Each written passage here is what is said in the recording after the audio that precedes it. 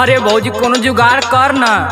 अच्छा त खत्म भइल सारी रुपैया कवनो साटत नहीं के। बड़ा जब पैसा खत्म हो गई तो अरे का करे रे भौजी, ऐसे बढ़िया कुल करियवा कुल उन्हन के स्मार्ट मिल जाती।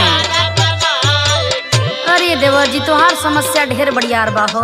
हे भौजी करी कवनो पैया कवनो पूछत नहीं खे। अच्छा। त खत्म भइल सारी रुपैया कवनो सटत नहीं खे।